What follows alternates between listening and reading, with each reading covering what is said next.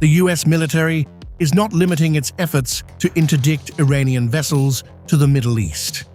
Chairman of the Joint Chiefs of Staff told reporters that this is a global campaign. Caine said, "This blockade applies to all ships, regardless of nationality, heading into or from Iranian ports. The US action is a blockade of Iran's ports and coastline, not a blockade of the Strait of Hormuz. Enforcement will occur inside Iran's territorial seas and in international waters." Now, as the US increases pressure on the Shia regime in Iran, the aircraft carrier USS George HW Bush, which is heading to the Middle East, did not transit the Strait of Gibraltar. As per the United States Naval Institute, the aircraft carrier is instead operating off the coast of Namibia. Here's all you need to know.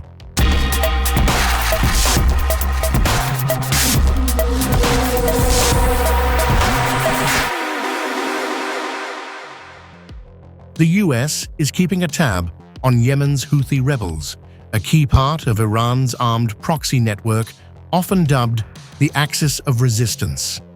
The path around Africa allows the USS George HW Bush and its escorts to avoid transiting the Red Sea and the Bab el-Mandeb, which were both hubs of activity for the Houthis in their drone and missile attacks on US and commercial shipping in 2024 and 2025. The Houthis are a key asset for the Shia regime in Iran. The Houthis would have an instrumental role if Iran decides to expand the conflict into the Red Sea or attempts to close the Bab al-Mandeb Strait. If the war escalates regionally, particularly with direct Saudi involvement, the Houthis would be strategically positioned to launch strikes deep into Saudi territory and potentially even cross-border ground operations. As per the Sana Center for Strategic Studies, it is essential to recognize that a key aspect of the Houthis' identity lies in their perception as a transnational movement, rather than merely functioning as a localized entity within Yemen. Think tank analysts say that should the current conflict persist and escalate even further, they may find it increasingly challenging to keep their distance without compromising their ideological principles, a stance that would be difficult to explain to their supporters. The 10th and final ship of the Nimitz class of the United States Navy's nuclear-powered aircraft carriers, USS George HW Bush, is named for the 41st President of the United States. George H.W. Bush measures 1,092 feet and displaces over 100,000 tons, making her one of the world's largest warships. CVN-77, nicknamed Avenger, features a bulbous bow design. The flight deck has curved edges that are meant to reduce the radar signature.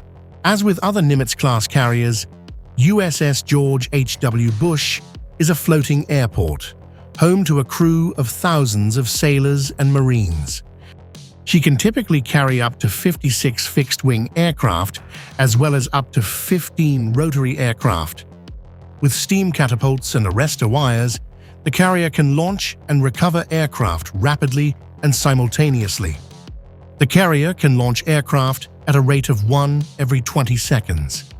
Despite the tensions caused by the US blockade of Iranian ports and renewed threats from Iran, regional officials conveyed to the Associated Press news agency that progress had been made.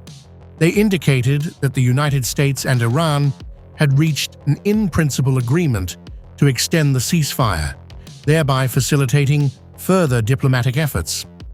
But tensions simmered. Ali Abdullahi, the commander of Iran's Joint Military Command, issued a warning that trade in the region could be halted if the United States fails to remove its naval blockade. Meanwhile, a recently appointed military advisor to Mojtaba Khamenei, the supreme leader of Iran, expressed his opposition to prolonging the ceasefire. The conflict has resulted in the deaths of at least 3,000 individuals in Iran, over 2,100 in Lebanon, 23 in Israel, and more than a dozen in the Gulf Arab countries. Additionally, a minimum of 13 U.S. military personnel have lost their lives. Mediators are pushing for a compromise on three main sticking points: Iran's nuclear program, the Strait of Hormuz, and compensation for wartime damage.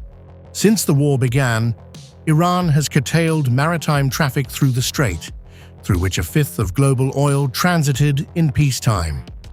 There has been a significant increase in the prices of gasoline, food, and various essential commodities, affecting regions well beyond the Middle East.